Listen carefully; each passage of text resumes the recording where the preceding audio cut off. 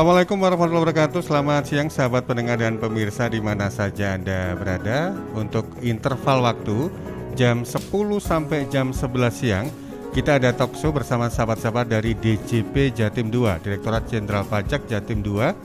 Ini yang lokasi kantornya ada di Raya Juanda ya. Dan nanti kita akan ngobrol tentang Undang-Undang Harmonisasi Peraturan Perpajakan atau yang dikenal dengan UU HPP dan SPT Tahunan Pajak Penghasilan. Nanti bersama kedua narasumber ada Pak FG Sri Suratno SE SHMM MH. Beliau adalah penyuluh pajak ahli media. Kalau Anda lihat secara visual, bisa ditampilkan secara visual Mas Franky narasumbernya. Nah, sambil kalau lebih mantap kalau Anda juga bisa cek di channel YouTube kami LPPL Radio Suara Sidoarjo. Nah, Pak Suratno ini yang pakai sweater ala-ala jas gitu ya. Pakai topi juga. Nah, itu Pak Sri Suratno.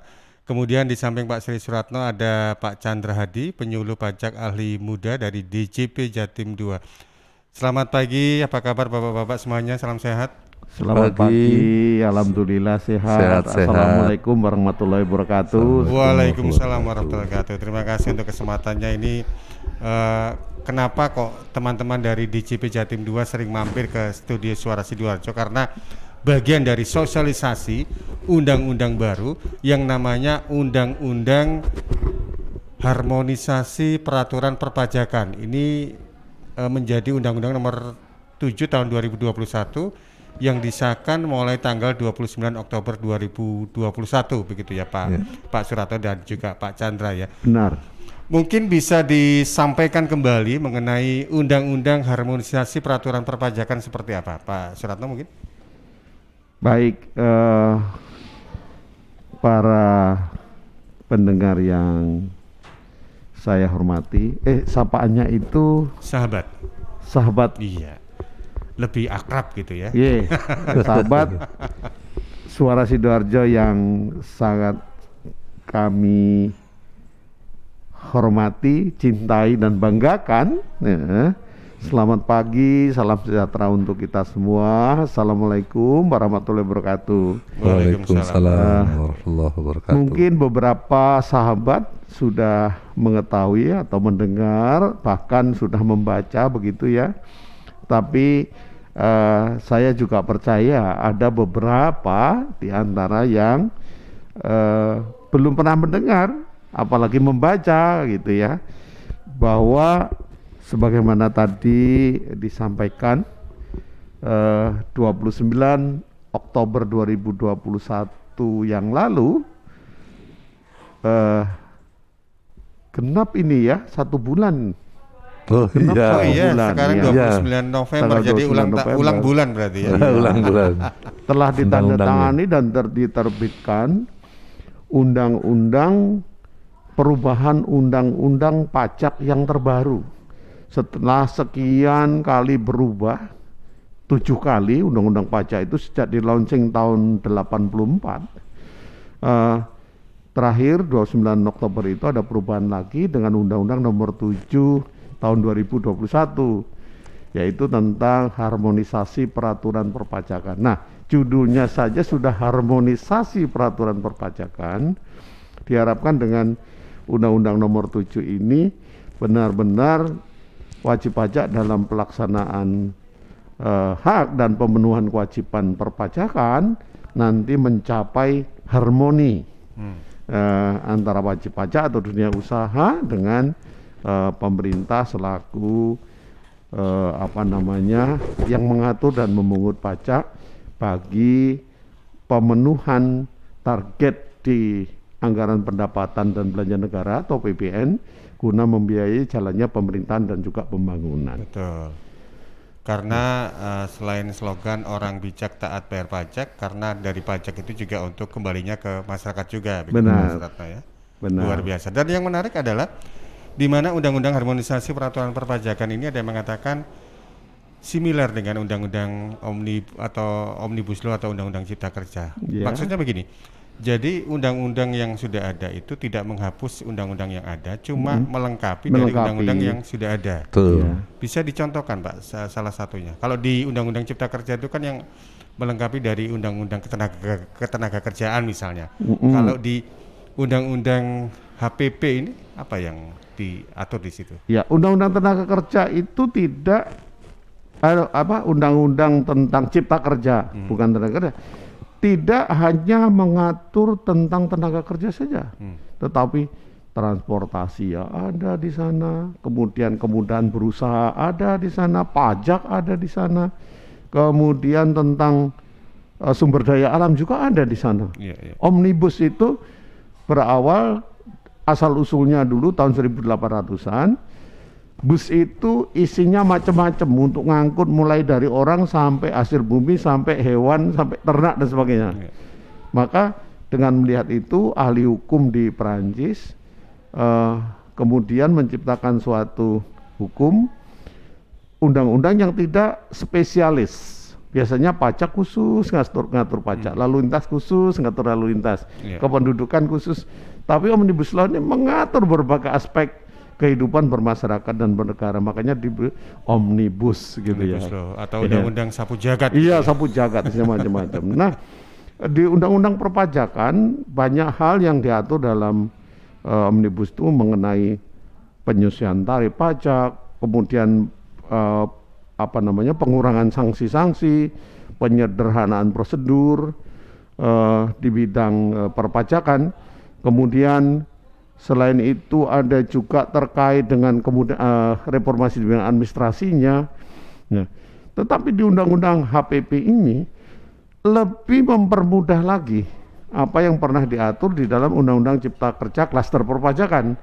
Misalnya pemberian insentif yang tidak diatur secara khusus dengan aturan-aturan, tetapi ada di dalam undang-undang itu, misalnya kepada pengusaha dengan peredaran bruto tertentu di masyarakat itu disebut dengan UMKM gitu. Nah, atas penghasilan atau peredaran sampai 500 juta itu nggak lagi dikenakan pajak, yang sebelumnya dikenakan 0,5% gitu ya. Nah, kemudian tarif-tarif yang lain, tarif pajak, tarif sanksi juga lebih perkecil dibanding di dalam Undang-Undang Cipta Kerja dulu. Itu kira-kira beberapa hal nanti lebih detail bisa sampaikan lebih lanjut ya. Ya. Baik. Dan yang di sini meskipun kita tahu kalau Undang-Undang Harmonisasi Peraturan Perpajakan itu kan sudah disahkan sejak tanggal 29 Oktober ya Pak Chandra ya. Kalau sekarang berarti ulang bulan, sudah 1 bulan gitu. Iya, betul, pas. Itu ternyata tidak otomatis istilahnya itu apa yang terkandung di dalamnya itu berlaku secara sama gitu ya, karena informasinya di dalamnya itu kan mencakup soal PPH, PPN, KUP, pajak karbon, cukai juga. Itu berbeda. Bisa dijelaskan Pak? Jadi memang undang-undang ini berlaku mulai 29 Oktober 2021. Tetapi kan di dalamnya itu ada memuat beberapa undang-undang yang klasternya seperti ada yang namanya KUP ya, perubahan tentang undang-undang KUP, terus kemudian itu berlaku sejak undang-undang ini diberlakukan kalau yang KUP. Kemudian juga ada yang namanya undang-undang PPH. Undang-undang PPH itu berlaku 1 Januari 2022 gitu. Dan 1 Januari 2022 untuk Undang-Undang PPH. Ya. Jadi ini beda ya. Jadi untuk sahabat kemudian ada lagi juga yang namanya Undang-Undang PPN, itu berlakunya sejak 1 April 2022. 1 April 2022. Betul. Terus kemudian ada lagi yang namanya PPS, Program Pengungkapan Sukarela di dalamnya. Itu berlaku sejak 1 Januari 2022 hingga 30 Juni 2022. Jadi 6 bulan saja. 6 bulan saja. Ya, ini masyarakat harus tahu ya, jangan sampai nanti ketinggalan tanggal ya. Itu kan juga bahaya. 1 Januari sampai berapa tadi Pak? 30 Juni 2022. Jadi 6 bulan. Ini perlu diulang-ulang karena apa? Karena kadang masa berlakunya pendek ya. Betul. Gitu. Terus ada lagi yang namanya pajak karbon. Ini sesuatu yang baru ya, itu berlaku sejak 1 April 2022. Kemudian yang terakhir adalah tentang cukai. Cukai berlaku sejak tanggal undang-undang ini diundangkan, karena Jadi, dia bersifat revisi saja. Tanggal 29 Oktober 2021 begitu Pak Chandra. 2021. Oke, baik. Dan tentang SPT tahunan ini kan juga kita bahas ya untuk pagi hari ini. Apa yang berbeda dalam undang-undang di harmonisasi peraturan perpajakan ini? Kalau SPT tahunan ini masih berlaku tentang undang-undang sebelumnya, karena ini kan dia nanti laporannya SPT tahun 2021 dilaporkan di tahun 2022. Jadi pemberlakuannya masih menggunakan undang-undang yang lama. Undang-undang yang lama. Karena yang dipakai kan tahunnya 2021, cuman hanya pelaporannya saja di tahun 2022. Sehingga pemanfaatan undang-undang HPP ini belum banyak. Ya, belum banyak dimanfaatkan. Karena memang belum dimasukkan gitu. Oke. Tapi ada rencana nggak untuk SPT tahunan itu masuk di HPP atau memang dia ikut undang-undang sendiri? Iya. Ya kan dia berlakunya untuk laporan SPT tahun 2021, sementara undang-undang ini berlakunya nanti ada sebagian besar itu di tahun 2022. Iya. Nah, pemberlakuannya nanti tahun depan. Tahun 2023 ya. Iya, kita lihat begitu ya. Iya, di situ baru kelihatan penggunaan undang-undang HPP ini sudah dinikmati oleh masyarakat apa belum. Karena sebagian itu banyak harus bisa dinikmati sejak awal Januari itu. Karena ada perbedaan tarif, ada PPTKP ya, peredaran bruto tidak kena pajak. Nah, ini bisa dimanfaatkan mulai bersamaan dengan awal tahun itu. Iya, baik. Dari apa yang disampaikan oleh Pak Suratno, kemudian Pak Chandra tadi, dan juga pernah kita bahas di minggu lalu dan kita refresh kembali di minggu ini. Dan sekali lagi juga saya ingatkan untuk sahabat pendengar dan pemirsa, Anda bisa bertanya langsung dengan para pakarnya, expertnya ini, ada Pak Suratno, ada Pak Chandra gitu ya, daripada Anda tanya-tanya ke yang lain, nanti malah nggak benar gitu ya. Silakan Anda bisa sampaikan di 0811 309 1009. Atau mungkin Anda bisa komen di sosial media kami, karena kami juga siaran secara live streaming di channel YouTube kami di LPPL Radio Suara Sidoarjo. Ya, dari munculnya Undang-Undang Harmonisasi Peraturan Perpajakan atau Undang-Undang Nomor 7 Tahun 2021 ya Pak ya. Iya. Ini sebenarnya esensinya, tujuannya itu apa sih? Iya, jadi sebenarnya diharapkan itu masyarakat itu sudah bisa menikmati. Sekarang ini masa pandemi kan kadang-kadang bertanya tentang unsur keadilan ya, terus kemudian unsur kemudahan gitu ya. Ya diharapkan ini ada pertumbuhan ekonominya, masyarakat itu bisa naik, karena ada beberapa tarif yang kemudian lapisan tarif kemudian dinaikkan, kemudian ada yang lapisan tarif ditambah untuk yang penghasilan yang lebih tinggi. Ada juga untuk masalah efisiensi. Sebelumnya itu tidak ada tentang aturan pajak transaksional elektronik. Sekarang di Undang-Undang HPP itu dimunculkan. Ini kan lebih memudahkan ya. Memudahkan, kita tinggal titipkan dengan aplikasi, pemilik aplikasi, terus kemudian pengenaannya dilakukan di situ, langsung masuk ke kas negara. Terus kemudian juga diharapkan ada program pengungkapan sukarela. Nah, ini juga tentang kemanfaatan penerimaan juga ya. Program pengungkapan sukarela dari wajib pajak, kemudian nanti mereka membayar pajak, diharapkan gitu kepatuhan pajak itu meningkat. Karena ini kan sukarela, berarti laporan memang langsung dari wajib pajak, diharapkan nanti semuanya kepatuhan ini meningkat. Dan kepatuhan itu lagi kenapa nanti di undang-undang ini juga ada yang namanya NIK, jadi NPWP itu. Ya mungkin masalah kepatuhan kalau di luar negeri itu ada namanya SIN ya, Single Identity Number, sehingga semua itu satu nomor. Nah, sekarang kita sudah mulai masuk itu. Betul. Ya, kalau dulu orang susah untuk mendapatkan NPWP, ya harus daftar dulu, harus ngisi form dulu. Sekarang NIK secara langsung otomatis. Itu lebih diharapkan secara otomatis dan membuka wawasan semuanya. Pada dasarnya semua orang itu bisa menjadi wajib pajak. Betul. Asal syarat subjektif dan objektifnya sudah terpenuhi. Nah, diharapkan lebih simpel, memperluas basis pajak. Betul. Karena kita juga nggak harus banyak menghafalkan nomor-nomor. Iya. Kalau dari lahir itu satu nomor ya. Jadi kan kemana-mana tuh kelihatan kita mau. Diharapkan lebih mudah lah. nggak apa akta lahir nomor 1, apa SIM mungkin nomornya ya itu, NIK juga itu, NPWP juga itu, diharapkan begitu kedepannya, mungkin begitu. Iya. Kalau sampai sejauh ini Pak Suratno, bagaimana animo masyarakat dengan diberlakukannya Undang-Undang Nomor 7 Tahun 2021 atau kita kenal dengan nama Undang-Undang Harmonisasi Peraturan Perpajakan? Iya, baik. Sebelum saya menjawab itu, saya ingin nambahkan tadi tujuan diberlakukannya Undang-Undang Nomor 7 Tahun 2021 ini. Pak Chandra sudah menyebutkan dengan salah satunya ada program pengungkapan sukarela itu. Diharapkan bahwa kepatuhan sukarela wajib pajak meningkat atau baik. Nah, kalau kepatuhan sukarela meningkat, diharapkan juga optimalisasi penerimaan negara juga lebih baik gitu ya, lebih tinggi ya.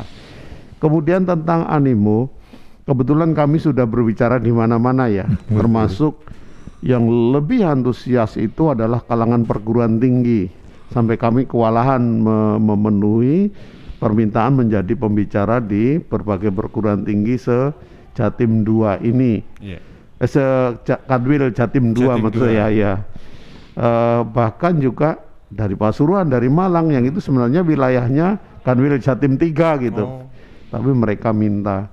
Ada juga permintaan dari luar pulau untuk menjelaskan hal ini. Minat masyarakat begitu antusias ya.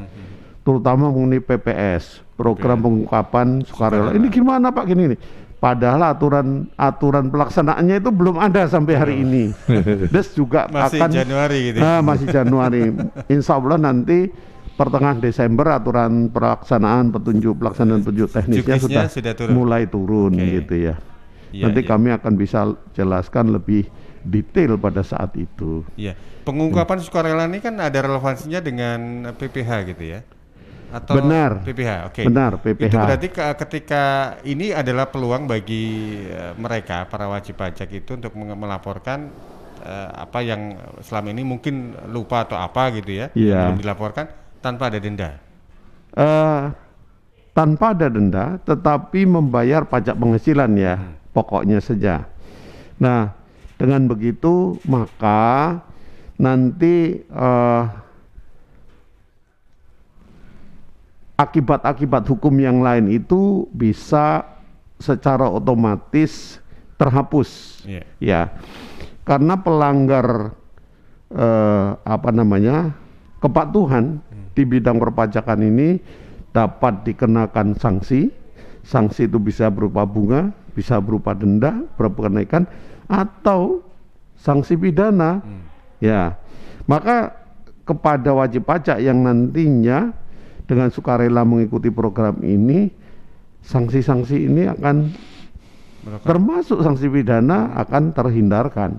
Iya. Bukan dan ini juga bukan hanya sekedar apa ya, bisa dikatakan slogan dari pajak saja, tapi beberapa waktu lalu saya baca berita para wajib pajak yang nggak nakal, nggak bayar pajak itu langsung disanksi pidana begitu sampai dihukum. Ini kan berarti istilahnya masyarakat itu jangan abai terhadap hal ini. Benar. Karena sanksinya memang diterapkan. Benar. Jadi nggak sekedar hanya himbauan atau teguran gitu, tapi memang ada pelaksanaannya di lapangan gitu. Iya. Dan baru beberapa hari lalu ada 2 vonis ya. Vonis wajib pajak selain dikurung juga hartanya dirampas, disita gitu. Karena Direktorat Jenderal Pajak sudah melakukan pendekatan-pendekatan di bidang hukum. Itu ada istilah atau ada gium ultimum remedium. Artinya apa? Semua hak hukum di dalam pelaksanaan hak dan pemenuhan kewajiban perpajakan sudah diberikan. Ditegur, diingatkan, divisit, dikonseling, kemudian diajari ngitungnya segini loh kamu kurang bayarnya. Harta masih punya, tapi tetap nggak mau. Nggak ada itikat baik.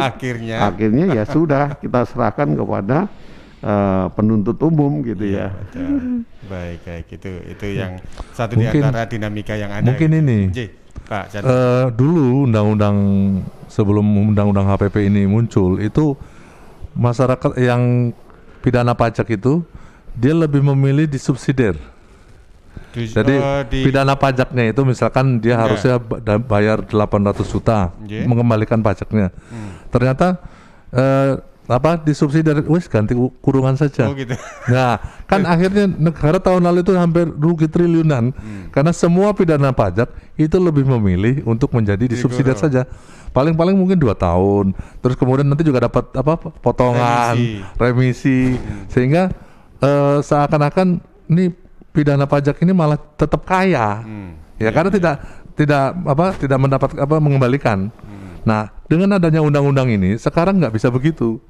Sekarang ini wajib pajak harus mengembalikan dulu, makanya ada aset sita. Nanti asetnya disita dulu, terus kemudian mengembalikan pajaknya dulu, baru terserah dia mau lanjut ke pidananya dalam kurungan, bisa dilaksanakan. Dia harapkan dengan itu bisa mengembalikan seluruh pajaknya. Baik. Nah ini kan yang dikejar kan sebenarnya penerimaannya gitu ya. Betul. Nah ini dipertegas dengan adanya undang-undang HPP, diharapkan negara itu mendapatkan penerimaan juga. Bukan orangnya ya. Bukan orangnya kan tetap kaya bagaimana. Baik, untuk Anda yang baru saja bergabung, saya masih berbincang dengan sahabat-sahabat dari DJP, Direktorat Jenderal Pajak Jatim 2. Jatim 2 itu membawai mana saja Pak Suratno? Jatim 2 itu dari satu Pulau Madura atau Madura Raya, kemudian Sidoarjo Raya, Surabaya. Surabaya tidak. Oh, Surabaya tidak. Tidak. Kemudian Mojokerto, Jombang, Madiun, Ponorogo, Pacitan, Ngawi, Bojonegoro ya, Lamongan, Tuban, Gresik. Oh Gresik. Iya. Pokoknya non Surabaya dan non Tapal Kuda berarti. Iya. Ada DJP Jatim 2. 16 KPP. KPP yang tergabung dalam Direktorat Jenderal Pajak Jatim 2. Iya. Yang kantor pusatnya ada di Juanda. Jadi untuk Anda yang bertanya-tanya silakan di 0811 309 1009 baik telepon maupun juga lewat SMS ya. Dan tema kita tentang Undang-Undang Harmonisasi Peraturan Perpajakan dan juga membahas tentang SPT tahunan nanti, di SPT tahunan PPH ya. Barangkali juga Anda yang mau menanyakan ini atau Anda mau ingin mendapatkan NPWP, karena sekarang ini kalau memang kita misalnya contohnya nih, kalau kita mau pinjam ke bank itu kadang-kadang syaratnya harus menyertakan NPWP. Kemudian kalau kita mau beli rumah kreditan gitu ya, harus NPWP. Nah, sebenarnya syarat untuk memiliki NPWP itu seperti apa Pak Chandra? Iya. Sebenarnya kan tadi ya sudah saya sampaikan untuk memiliki NPWP itu ada 2 syarat ya. Cuman pertama tentang syarat subjektif, artinya punya KTP, ya sudah dewasa ya. Sama syarat objektif, itu punya penghasilan. Nah, kalau penghasilannya masih di bawah PTKP, penghasilan tidak kena pajak, berarti dia belum punya kewajiban untuk melaporkan SPT tahunannya. Ya. Tapi juga dapat NPWP. Ya, pada dasarnya semua orang nanti ke depan yang punya NIK semua punya NPWP. Cuman kalau masih di bawah PTKP itu berarti dia belum ada kewajiban. Tapi kalau setelah punya penghasilan yang lebih, nah di situ baru muncul tentang kewajibannya untuk melaporkan. Ini kan yang paling banyak kan kayak misalkan beli rumah gitu ya. Mengaku penghasilannya di bawah PTKP. Tiba-tiba beli mobil, cicilannya saja 3 juta. Oke. Itu padahal mobil yang termurah itu. Lah iya, mobil jelas tidak murah dan cicilannya kan juga jelas tidak sedikit kan.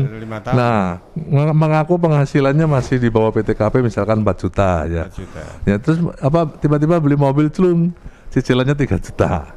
Lah, mungkin nggak kira-kira dia hidup dengan uang 1 juta? Kalau dalam hitungan bulan ya mungkin bensinnya, mungkin parkirnya, kayaknya berarti kan ada penghasilan yang belum dilaporkan. Atau juga mungkin misalkan beli rumah ya. Terus ya ini penting. Jadi yang itu wajib pajak perlu menyadari. Pinjam uang itu sekarang pakai KTP kan pasti kan kelihatan nanti. Beli rumah pakai KTP kan pasti kelihatan. Beli mobil pakai KTP kan pasti kelihatan. Yang selama ini mungkin tidak kelihatan. Ya, karena kan dulu NPWP sama NIK KTP berbeda. Sekarang kalau nanti ke depan kalau sudah jadi satu, nah itu pasti kelihatan. Nah, itu ada nanti mungkin monggo silakan dibuka di program pengungkapan sukarela Nah, itu yang barangkali selama ini belum dilaporkan. 1 Januari sampai 30 Juni 2022. Iya. Jadi waktunya hanya setengah tahun saja. Jadi Betul. manfaatkan. Oke, siap. PTKP sekarang berapa, Pak? Masih 4.500.000 4.500.000 per bulan itu ya. per bulan. Kalau per tahun berarti itu kan 54 juta. 54 juta. Jadi kalau penghasilan Anda di atas ini memang sudah wajib fardu ain lah istilahnya. Iya. Hukumnya untuk Sebenarnya artinya kalau memang sudah punya penghasilan di atas PTKP, ya lapor lah. Ya artinya orang kaya, orang yang mampu atau orang kaya, ya harus lapor, harus bayar pajak. Oke. Jangan sampai mengaku miskin ya. Kalau ke kantor pajak mengaku miskin, kalau ke bank mengaku kaya. Cuma jangan lupa ke depan kan dia pakai nik.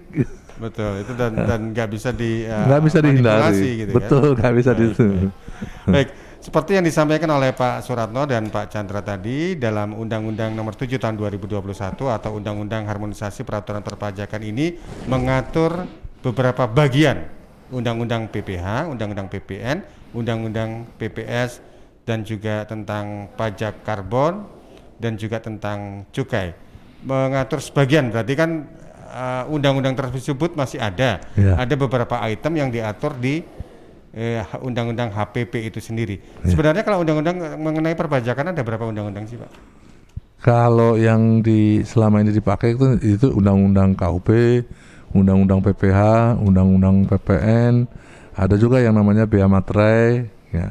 Itu sekarang kan termaktub di dalam undang-undang Omnibus Law juga. Satu lagi PBB. Oh iya PBB. Pajak Ya. bumi bangunan. Ya, cuman kalau PBB ini ada yang di pusat, ada yang di daerah. Oh iya. Jadi wajib pajak kadang-kadang masyarakat masih bingung. Kadang-kadang PBB itu malah ditanyakan ke kantor pajak padahal selama ini penanganannya di Pemda. Nah, ini mungkin bukan PBB yang itu, bukan PBB yang di rumah-rumah kita, tapi PBB yang lahan-lahan buat ekspor. Iya. Nah, itu yang penanganannya di pusat. Itu kalau PBB yang level rumah itu kan bayarnya cukup di kelurahan atau di kecamatan.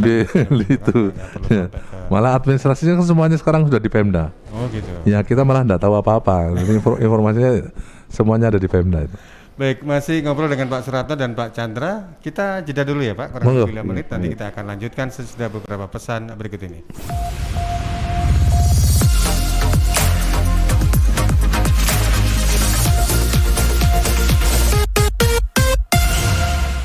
Sudah punya pacar, hati berdebar.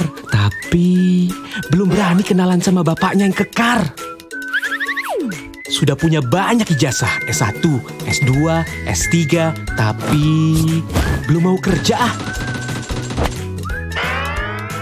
Kerja di perusahaan gede sudah punya NPWP, tapi belum lapor SPT, lapor pajak, e-filing aja. Nah gitu dong ngegas. E-filing Lebih awal, lebih nyaman.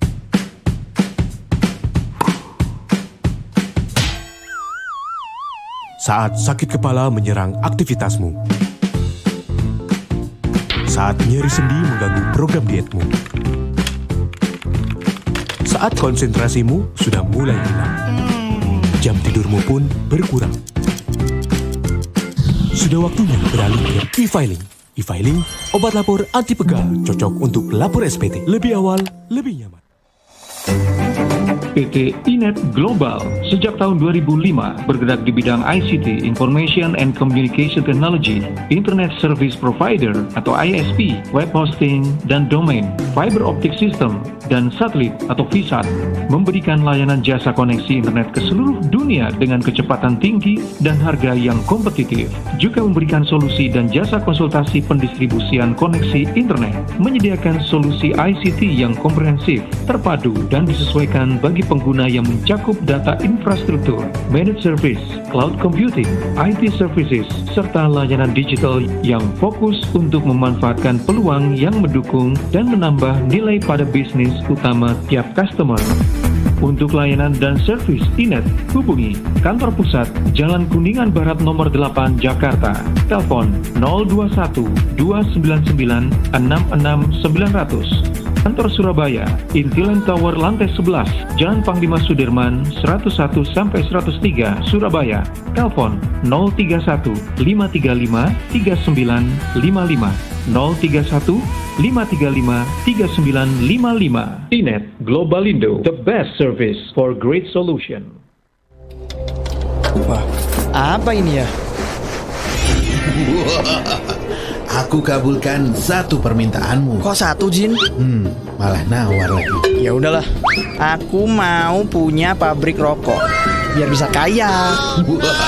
Pabrik rokok, udah punya izin belum? Alah, nggak usah pakai izin lah. Oke, saya kabulkan. Loh, kok di penjara, Jin? Rokok ilegal, iya penjara. Hati-hati dengan rokok ilegal, kenali dan pahami ciri-cirinya. Tidak ada pita cukainya, atau ada pita cukai tapi palsu, atau pita cukainya bekas. Bisa juga pita cukainya beda dengan jenis rokoknya. Karena nggak ada pita cukai, nggak ada jaminan aman. Kan nggak ada ukuran kandungan nikotin dan zat lainnya. Dan yang pasti, merugikan negara. Jadi ingat, jangan beli rokok ilegal atau polosan. Bahaya buat diri sendiri dan bikin negara rugi. Iklan layanan masyarakat ini dipersembahkan oleh Bea Cukai Sidoarjo dan Dinas Kominfo Sidoarjo. Sahabat Bea Cukai Sidoarjo saat ini memberikan fasilitas kemudahan impor tujuan ekspor untuk industri kecil dan menengah kait IKM. Syarat menerima fasilitas kait IKM, Anda miliki nomor induk berusaha, memiliki izin usaha, memiliki bukti kepemilikan lokasi usaha. Pengajuan perizinan bisa dilakukan di kantor Bea Cukai terdekat. Fasilitas dari kait IKM, pembebasan biaya masuk, tidak dipungut PPN dan tidak dipungut PPNBM. Manfaat yang didapat dari kait IKM, prosedur ekspor impor lebih mudah, penurunan biaya produksi, meningkatkan modal usaha dan arus kas lancar, serta peningkatan daya saing. Untuk info lengkap silakan hubungi 155 225 155 225 atau Facebook, Twitter, dan Instagram Bea Cukai RI. Bisa juga lewat website www.beacukai.go.id. Informasi ini dipersembahkan oleh Bea Cukai Sidoarjo, fokus mengawasi, tulus melayani. Sahabat, telah dibuka outlet store Levi's Kamis 25 November 2021 di Tol Sidoarjo KM 754. Dapatkan diskon sampai dengan 50%. Ayo, belanja semua koleksi tops, bottom, dan aksesoris Levi's kesukaan sahabat. Buruan datang dan happy shopping. Suara Sidoarjo, lembaga penyiaran publik lokal pemerintah Kabupaten Sidoarjo. Terima kasih Anda masih bersama kami dalam program Talkshow bersama sahabat-sahabat dari kantor DJP, Direktorat Jenderal Pajak Jatim 2. Ada Pak Sri Suratno, beliau adalah penyuluh pajak ahli madya. Kemudian ada Pak Chandra Hadi, penyuluh pajak ahli muda. Kita ngobrol tentang Undang-Undang Harmonisasi Peraturan Perpajakan atau Undang-Undang Nomor 7 Tahun 2021 dan SPT Tahunan PPH, Pajak Penghasilan. Saya cek ke redaksi, ada beberapa pertanyaan yang sudah masuk nih Pak Suratno, Pak Chandra, mohon izin. Ya, kan sah? Ya, ini sudah ada masuk dari pertanyaan dari redaksi, yaitu dari Twitter @sarinahaji. Pak, untuk UU Nomor 7 Tahun 2021 ini mencangkup apa saja ya Pak? Kemudian dari Risna di Gemurung, untuk wajib pajak sendiri jika sudah bekerja 5 tahun sebagai ASN, perlukah mengurus PPH? Terima kasih untuk pertanyaannya ya. Ada beberapa tadi dari Pak Sarin Haji, kemudian dari Risna di Gemurung. Ditanggapi dulu Pak Chandra atau Pak Suratno, monggo. Yang pertama tadi apa?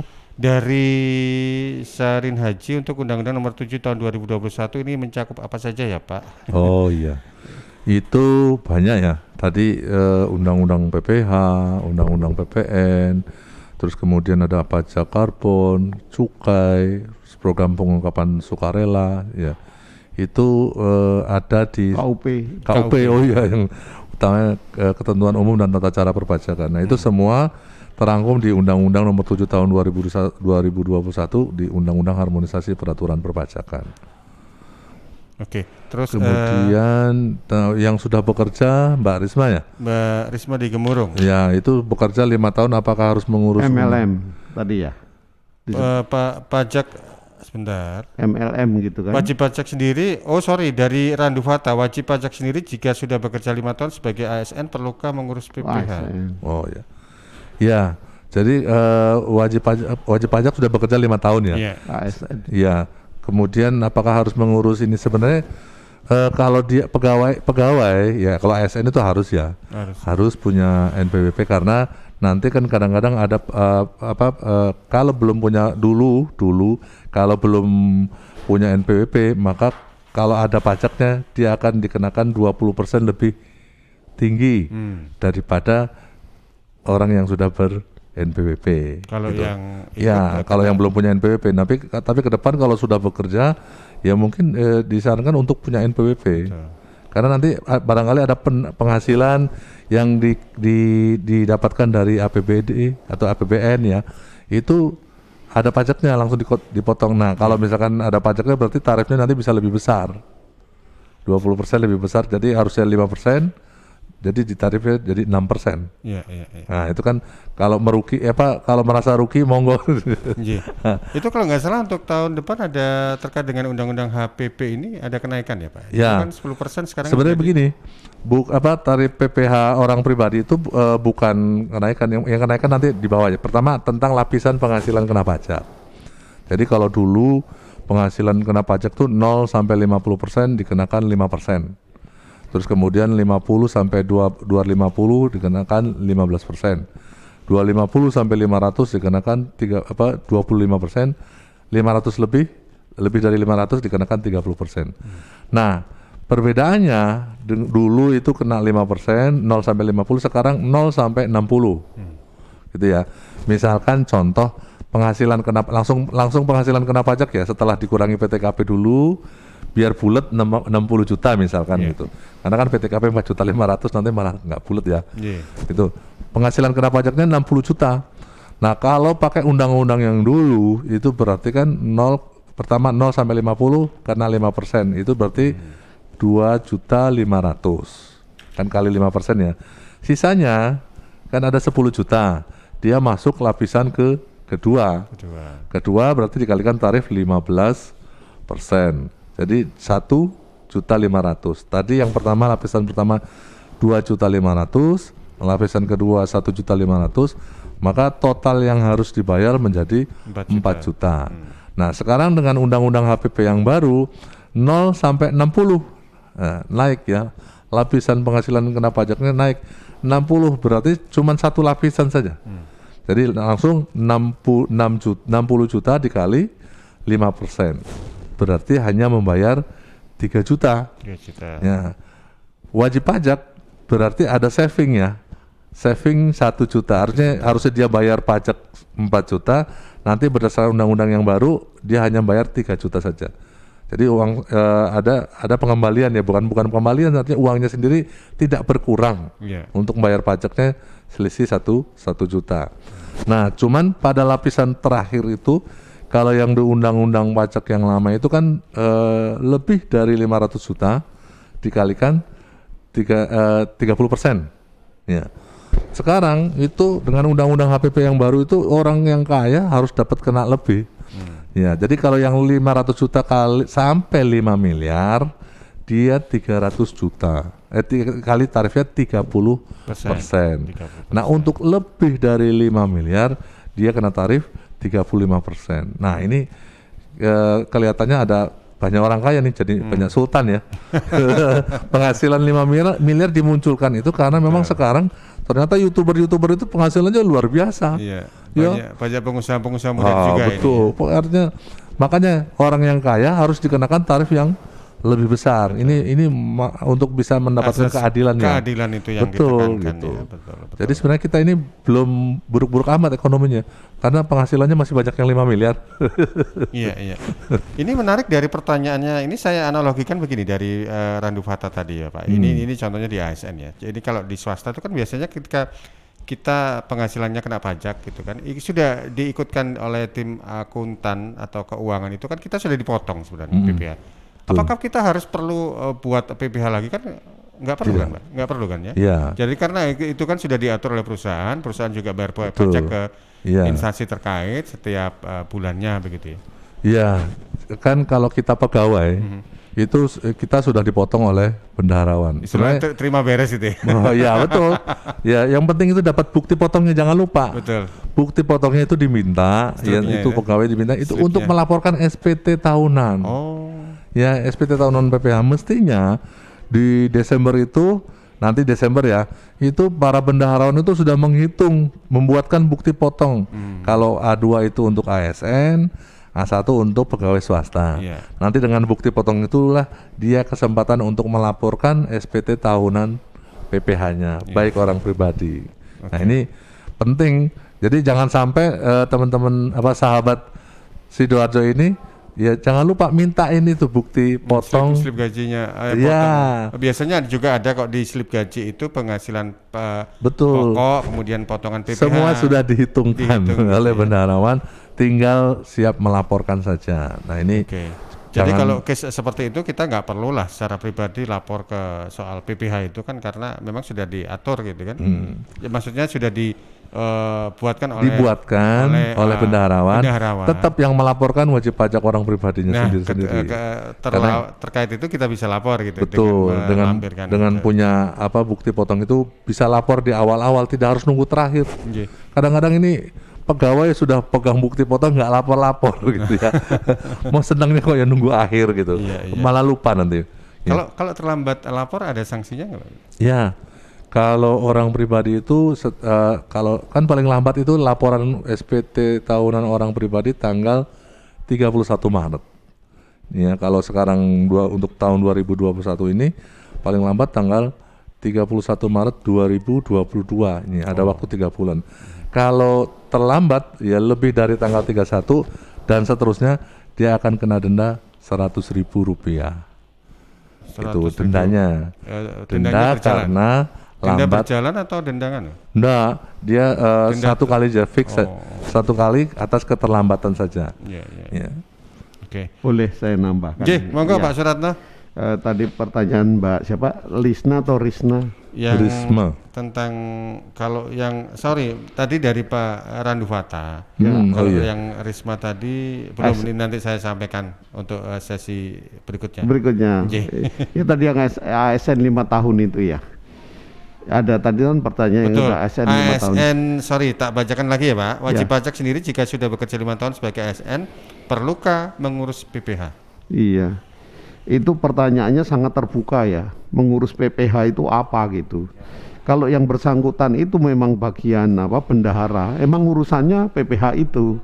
PPH-nya adalah memotong setiap melakukan pembayaran dari APBD atau APBN, uang yang bersumber APBD APBN itu kalau keluar ada unsur pajak harus dipotong atau dipungut gitu, kemudian menyetorkan ke kas negara. Ya, itu kalau ngurus pajak dalam konteks yang bersangkutan mendapat tugas sebagai pengelola keuangan. Tapi kalau dirinya hanya sebagai pekerja biasa, kebetulan tidak mengelola keuangan, ASN itu sesuai dengan undang-undang ASN, salah satunya adalah fungsi teladan kepada masyarakat lainnya. Maka sebagai contoh, iya, ASN dianggap lebih tahu undang-undang daripada masyarakat lainnya. Karena mereka masuk dalam sistem formal perundang-undangan birokrasi.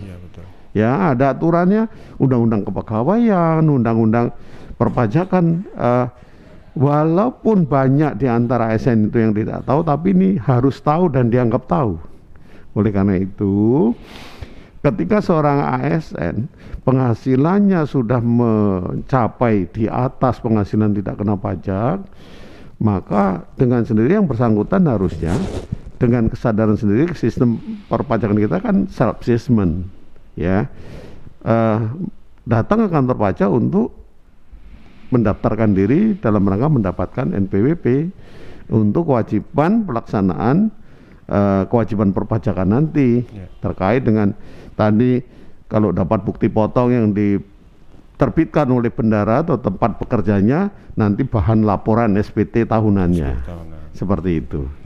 Ya, itu satu sisi. Tentang tadi penghasilan kena pajak ya. Kalau untuk pekerja itu gampang untuk ngitung penghasilan kena pajak itu. penghasilan brutonya, dikurangi biaya jabatan, dikurangi PTKP, sudah dapat tuh penghasilan kena pajak, nggih. Jadi yang dikenakan pajak bukan penghasilan brutonya itu, tapi setelah dikurangi biaya jabatan, dikurangi PTKP, gitu. Katakan begini, penghasilan seorang pegawai itu 5 juta, biaya jabatannya 5%, ya.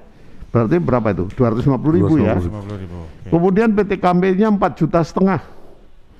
Berarti 5 juta dikurangi dengan 4.500. 4.750 kan? Itulah PTKP itu. Penghasilan kena pajak penghasilan kena pajak. Nah, jadi kan kecil ya. Bukan yang 5 jutanya. Tetapi yang setelah dikurangi tadi. Nah, tapi berbeda kalau bagi usahawan. Kalau usahawan boleh menggunakan norma penghitungan, boleh menggunakan PP23 yang 0,5% itu, tapi boleh juga melaksanakan pembukuan. Pembukuan yang dimaksud adalah pembukuan sebagaimana diatur di dalam Pedoman Standar Akuntansi Keuangan. Ya, oleh karena itu nanti akan diketahui dari pembukuan itu untung, impas, break even atau rugi. Kalau break even atau impas usahanya itu hanya cukup untuk menutup biaya, ya nggak perlu bayar pajak, nggak ada penghasilan kena pajaknya gitu. Apalagi rugi.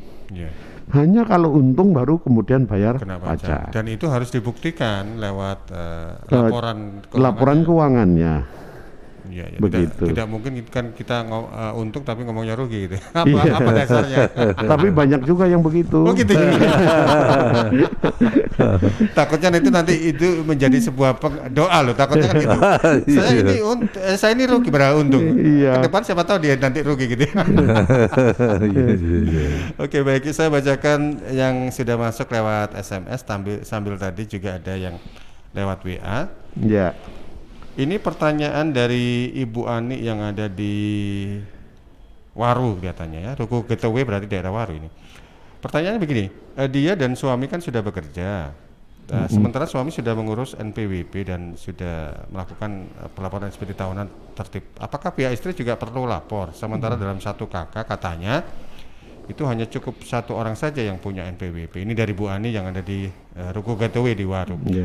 Kemudian dari Risna, ini baru yang dari Risna di Gemurung. Untuk pajak lahan, Pak, pajak lahan juga adakah perubahan mengacu Undang-Undang Nomor 7 Tahun 2021?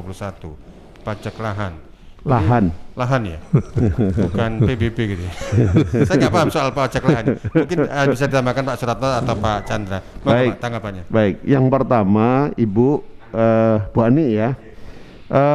Undang-undang memberikan kebebasan, kemerdekaan, bukan kebebasan lah, kemerdekaan kepada wajib pajak yang tadinya melaksanakan kewajiban masing-masing karena mungkin single gitu ya, kemudian menikah, boleh mau digabung kewajiban perpajakan dalam arti suami saja yang melaksanakan, tetapi boleh juga misalnya pingin supaya identitas pembayarannya terrecord oleh negara melaksanakan kewajiban masing-masing, boleh. Tetapi juga boleh bergabung jadi satu. Tapi nggak boleh yang melaksanakan kewajiban si istri. Oh gitu. Undang-undang tidak boleh, tidak mengizinkan begitu. Tetap yang diizinkan ke suami. Kepala keluarga tetap suami gitu. Benar. Misalnya saja begini, misal saya pengangguran menikah dengan suaminya pengangguran. Ya, saya pengangguran, kebetulan menikah dengan istri. Saya menikah dengan istri yang bekerja, pejabat tinggi gitu ya, atau pengusaha gitu. Saya pengangguran tapi nanti yang wajib untuk melaksanakan kewajiban perpajakan saya, bukan istri saya. Oh gitu. Iya, kecuali menghendaki terpisah. Gitu. Iya. Cuma pengangguran dapat sosok pejabat tinggi ini luar biasa ini. Iya, kalau dicari kayak gitu ya. Bahasa okemnya itu mau kondo gitu. Saya nggak mau mengartikannya itu. Ya. Itu banyak yang dicari kayak gitu ya. Berarti opsi terhadap Bu Ani tadi dari pertanyaannya boleh gabung atau boleh sendiri-sendiri. Barangkali kalau saran saya secara bebas gitu ya. lebih baik ngurus sendiri aja Bu, karena siapa tahu nanti Anda beli aset apa gitu kan jelas gitu ya. Atas nama ibu adik sendiri, atas nama suaminya kan gitu, mungkin kan ya pakai NPWP itu kan. Jadi tapi itu bagaimana kalau sudah mikir ujungnya itu masalahnya. Tapi kalau niatnya memang bersatu sebenarnya tidak masalah. gitu ya, harta bersama gitu ya.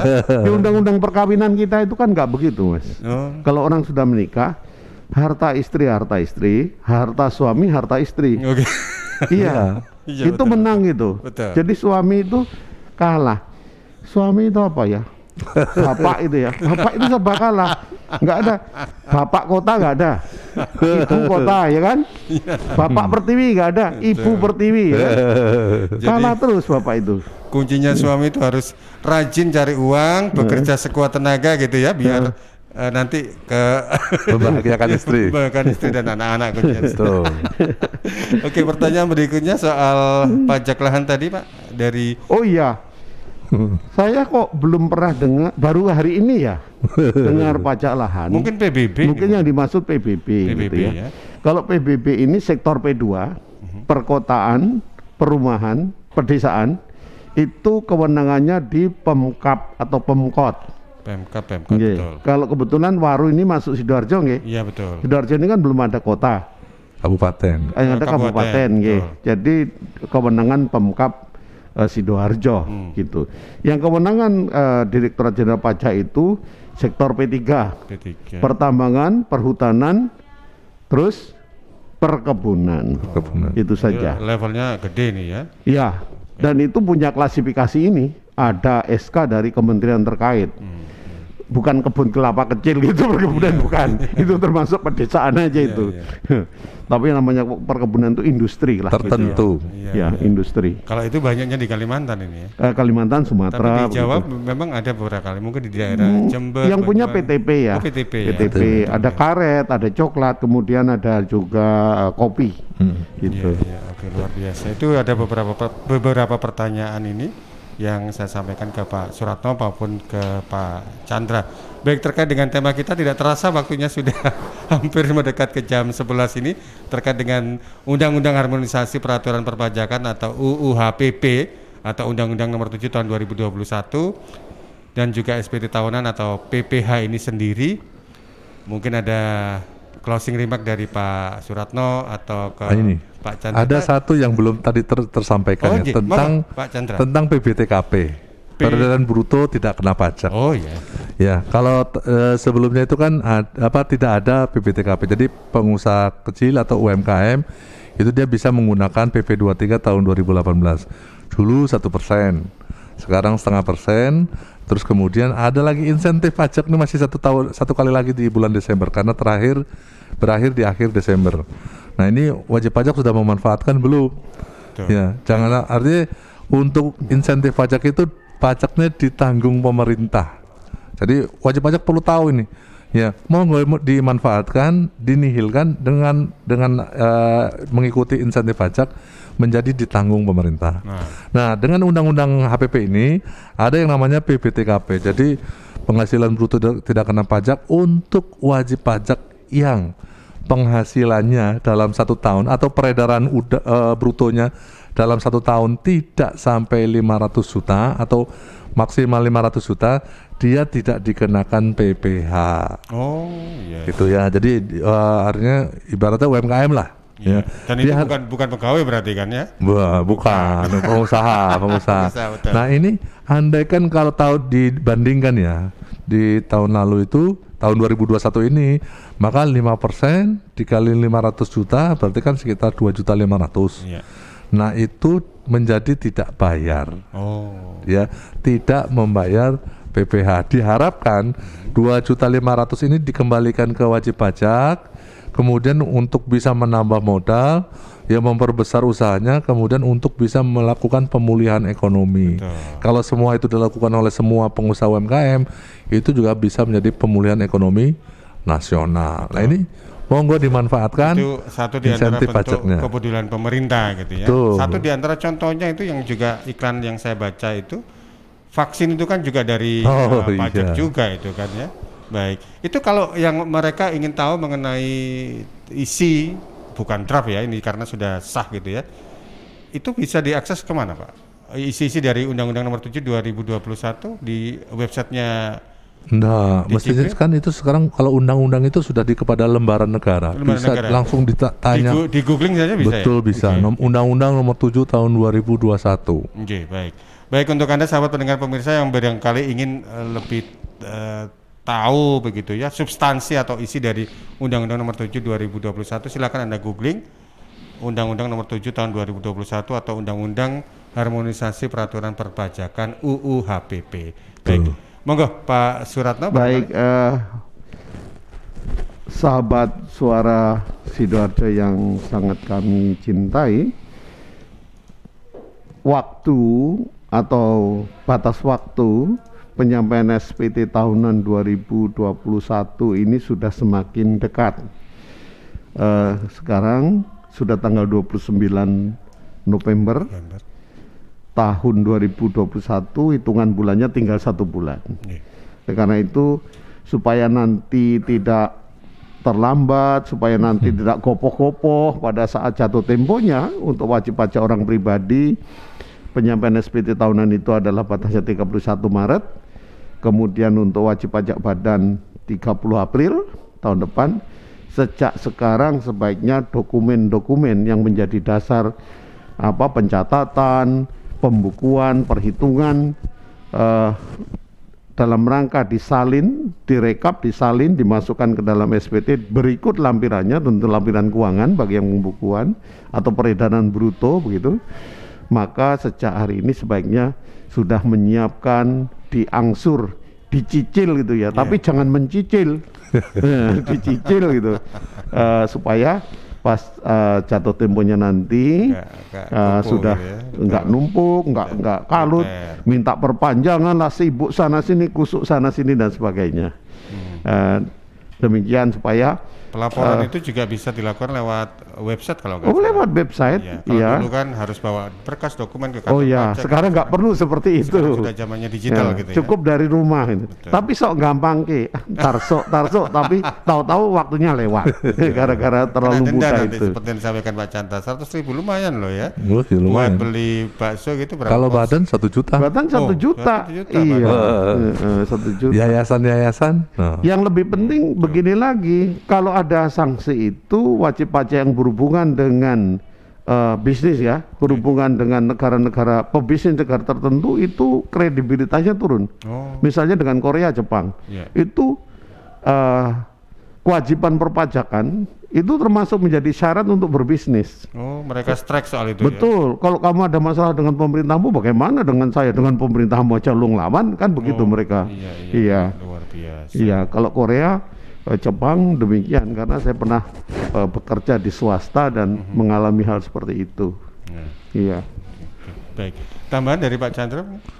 Ya, yang sering lupa dalam laporan SPT tahun itu nomor EVIN gitu ya. Nomor EVIN. Jadi EVIN itu seperti nomor HP kita.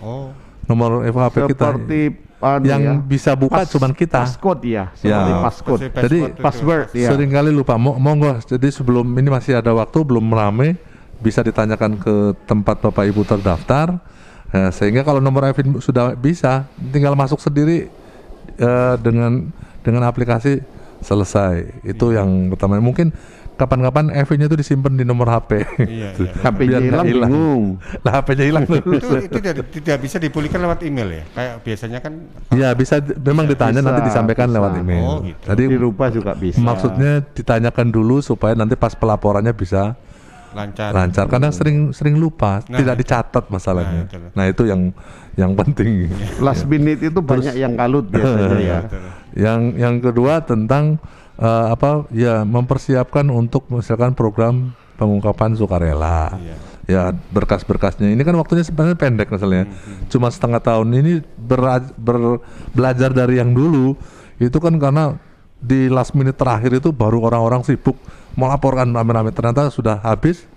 Ya, akhirnya tidak bisa ikut. Nah, ini ada kesempatan ini, dan kesempatan ini tidak mungkin, mudah-mudahan tidak terulang lagi, ada kesempatan yang lain. Betul. Jadi mau disiapkan, manfaatkan segera, lebih baik kita prepare daripada nanti kita ketika last minute gitu, waduh tambah stres ini nantinya.